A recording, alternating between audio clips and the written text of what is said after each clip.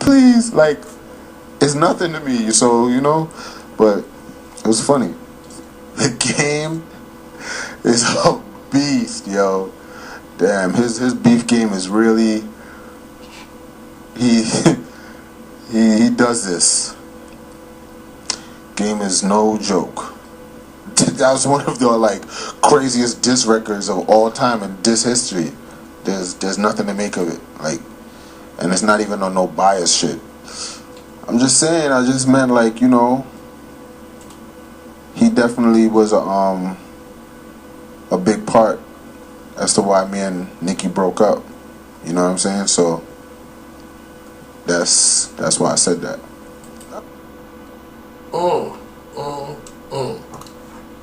Confirmed from Safaree himself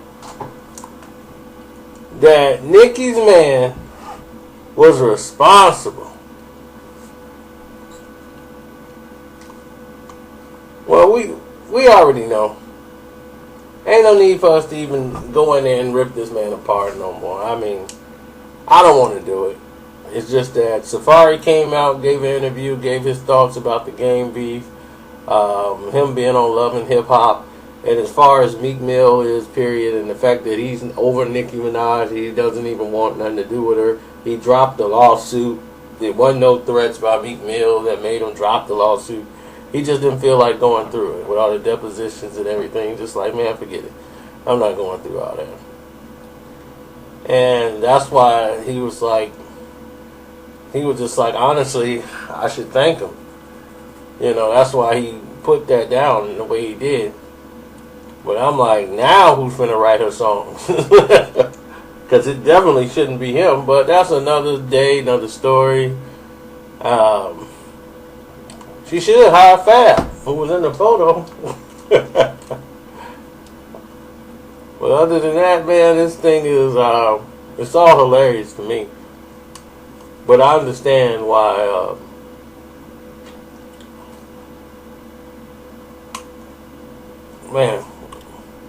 I understand why Safaree's doing, you know, what he's doing, you know, putting himself out there and doing it the way he's doing it and addressing it on a public stage. I just think he should have did it a long time ago. You know, but he said he had to go through a process and, you know, get himself right. But now he's at a point where he's straight. We've all been there, fellas. If you cared about a girl at one point and it didn't end on your terms or how you really wanted it,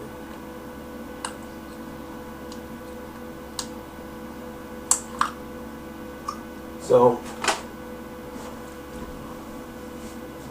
he should have just cleared this up a while ago, but I think he was kind of in his feelings a little bit, so, you know, it is what it is.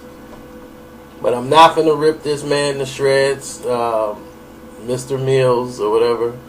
Not going to do it, so create lane to do so. But I'm just saying, if you start adding these things up,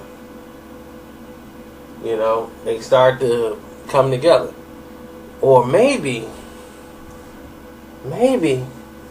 he's in the Illuminati. So Meek Mill's in the Illuminati now. See, I stopped putting this together, you know. I'm sitting back, right, and I'm watching how he moving.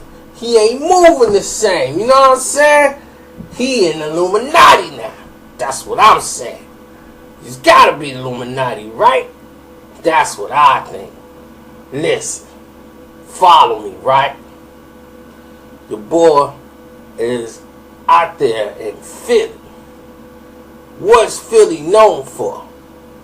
Not the Liberty Bell, but Rocky, a fictional character.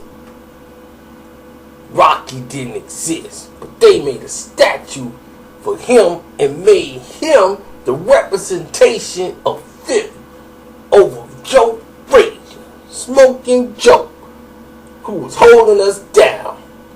He wasn't good enough, so we had to make a fictional character, Rocky. Now, what other city worships a fictional character? Orlando. And who is their representation of them? Mickey Mouse, who is a rat. So you got a rat that's a fictional character in Orlando, and now you got a rat in Philly who's a fictional character named Meek Mill. He in the Illuminati, Joe. Your boy Garcia.